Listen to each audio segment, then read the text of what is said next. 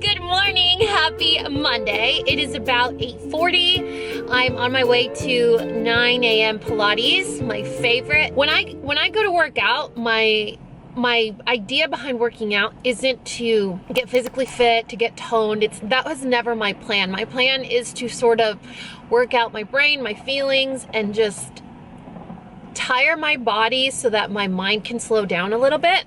And it actually really helps. My mental health is like infinitely better since going back to Pilates. So we're on our way to that.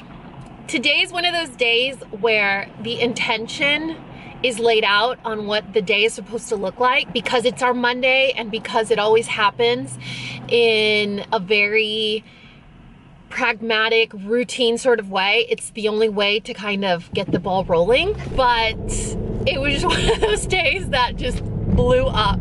So Parker got called out. We were so tired last night that it was one of those nights where we both like look at each other and we're like, are we ready for this? The boys' bedtime is 9:30, so we usually come down, say goodnight, we come down. His light is usually on until like 10:30. Man, I went to say goodnight, came down, he turned the light off and he's like, we're doing this? I'm like, we're doing this. And we were out probably by like 9:45. Well, at about 10:30, he got that specific ringtone, which means it's his boss. And we're both like, oh no. So he got called out at about 10:30 and he didn't get home until pretty late. I think it was like 3 or 4 in the morning. And even though he's doing the hard labor, he's the one going out, he's the one like putting his life at risk, being the hero, it disrupts our routine, you know, because he'll come home super tired and he'll either wake me up or he'll snore like last night. And it's interesting because on the days where I know he got called out and he's just really exhausted, there's a lot more empathy from me. Because I'm like, oh man, poor guy, of course. He must be so tired. You know, he worked, he was out there in the middle of the night, it was probably so cold, and of course he's gonna snore, he's tired. On the days where he's like snoring because he had a beer, I'm like, I will, you know, like I won't think twice. I will unalive you right this second, even though I love you. So that just threw us for a loop. I usually get up around 6:30. We snooze until about 6:45. And by we, I mean me, because the boys get up at 6:45. He stayed asleep. So I had to like sneak out of the bedroom. I couldn't change. I couldn't get ready. That alone, the physical act of changing your clothes, if you work from home, or if you are a stay-at-home mom or a caregiver at home, get up and change your clothes. I swear, it's like the most basic but profound and impactful psychological Jedi move you can make. If you change your clothes, oh man, you are set for the day. So like I had to sneak out, and that usually like changing, like walking out in jeans, I'm like, I'm gonna do the meal prep for the week, I'm gonna do this, I'm gonna wash all the fruit, and I'm ready to go. This morning I was like, slow motion, full on slow motion. I was in my pajamas. Daniel came downstairs. Guess what? He came back from dad's yesterday. So what do you think? He's sick. Honestly, I do not know what happens. If you guys are a split or like a blended household, do you have a baby that always comes back sick?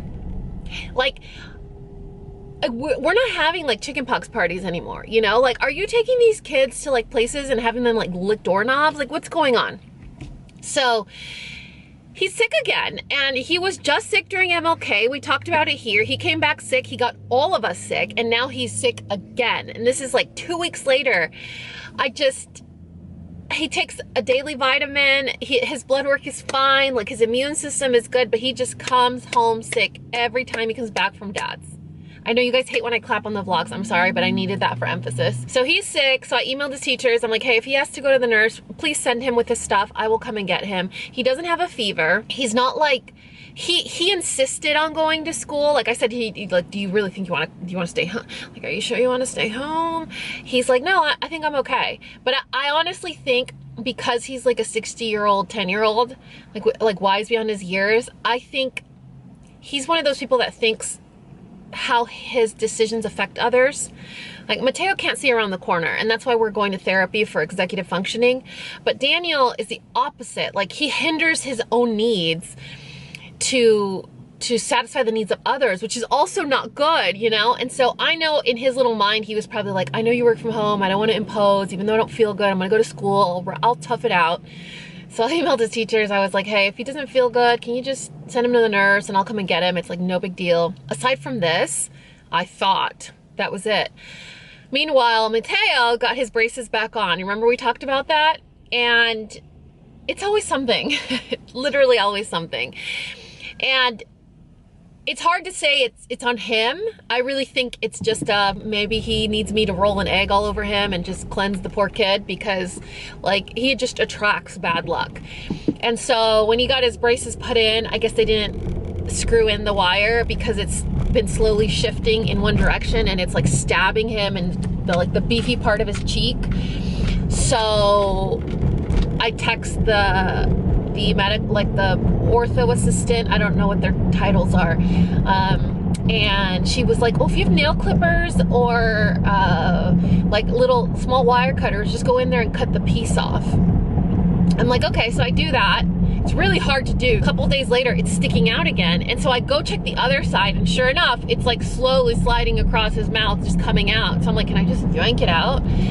It's not that easy to do. So I text them on Friday, they never responded. So this morning at 8 a.m. they're like, oh, can you bring him in today at 3:30? So that just turns my day completely around, because now I have a lid on my day where I have to be done with everything that I need to do by 2, because now I have to pick up Daniel early to pick up Mateo early, because otherwise Daniel's dismissal doesn't line up with Mateo's appointment. Like, Daniel can't be home alone. He's 9, you know? So I can't be like, hey, walk home and be by yourself for an hour, or however long it takes for them to squeeze this in for a stupid wire that they didn't put in right. So now there's a lid on my day, like a cap, where I have to be ready to go, or done with whatever I need to do by 2 o'clock, because I have to go get Daniel early, and then I have to go get Mateo, and then I have to go to Orthodontist. So I had to change my dinner plans to something that I can do in a jiffy when we get back from the orthodontist. You guys were so funny. The amount of people that asked, do you really have dinner at 4:30? Yes, we do. We do have dinner at 4:30. So Parker's on an earlier schedule because he has to commute about an hour to get to work, and he has to commute about an hour to get home. Now, oh no. Hello?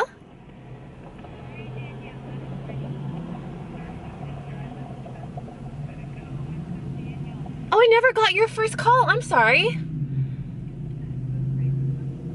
Yeah, I never got it. The minute I saw nurse on my phone, I was like, oh no. How's he doing?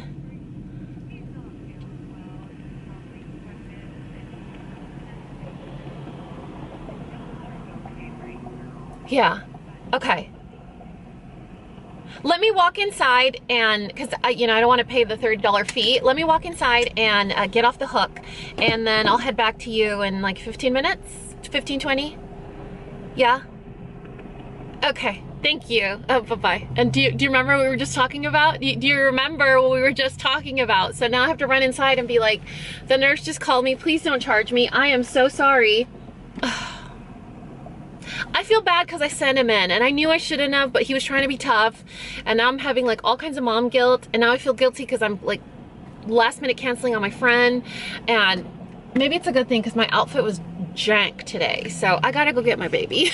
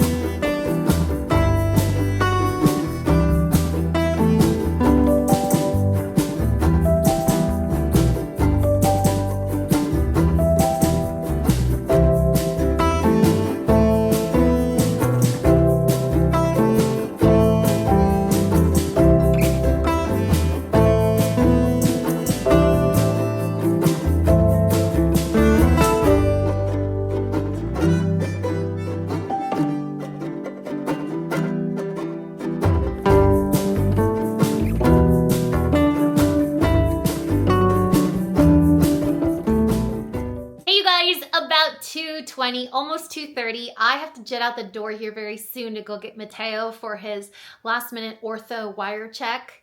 It has been a day, let me tell you, one of those days that is nonstop, that doesn't belong to me. So busy, you look up and the day is gone. I barely had enough time to shower and use that curl cream, you know what I'm saying? Okay, so happy with it. Look how soft it is. And it's gonna kind of dry somewhere in between wet looking and dry, like halfway in between, like it's gonna look half dry. You know what I'm trying to explain? Because some products make your hair look permanently wet. That makes me look permanently bald, but this is kind of somewhere in between. And if you kind of play with it or zhuzh it a little, you can break it up. But before I head out the door to pick up my number one, I have to show you guys a couple of orders that we were able to really just hustle out the door today. Very excited. Are you excited? I hope you're excited. Okay, the first one wanted sort of like a moody, dreamy, moon and stars, lavender, pink, purple badge reel. Oh my goodness. Yeah, this is for our panda Jess. So Jess wanted it to say LPC and beads and then sort of like a moody, dreamy, do you see that sparkle in there? Yeah. And then we have another one for our friend Alma. And Alma's here in Texas, so shout out to Texas. Look at this. She wanted to be UT colors, monochromatic look. Not really a theme, more of a color. And then this is for our friend Hazel. She is from the Seychelles.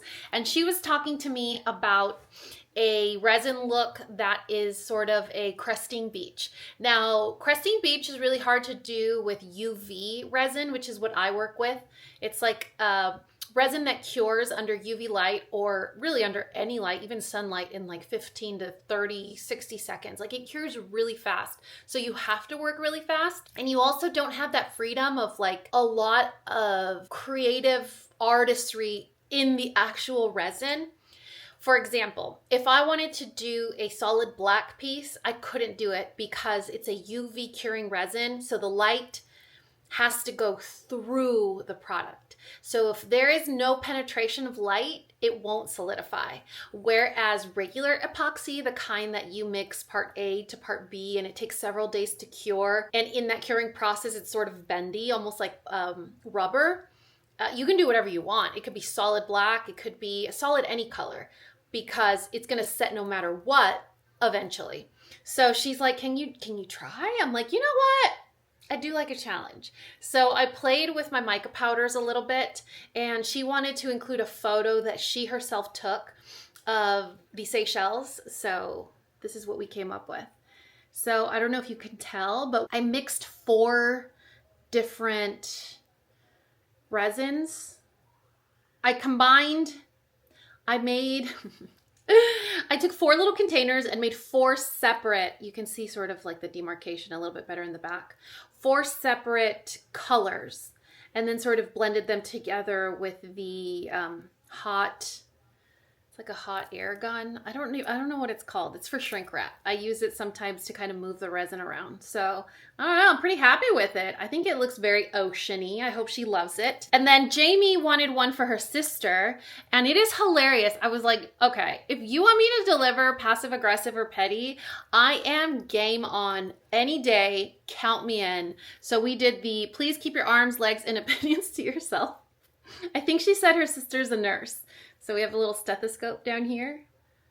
Really cute, right? I think she mentioned her stethoscope being lime green or hot pink or something, so we kind of went with that color. And then this is for my boyfriend Mochi. Look at this. Oh my goodness. Look at that. Little paw prints and pachacos. So she was like, he's tan and white, really cute, really small. We love Sanrio. Go to town. And I was like, say less. So we did this. Cause he's so cute. Look at this. Actually, I don't think I know what he looks like. We're gonna have to request a photo, like photo evidence that Mochi actually exists. So that's what we got into this afternoon. Right now, I haven't even prepped. I haven't washed any fruit for the week. I haven't prepped the thighs for today.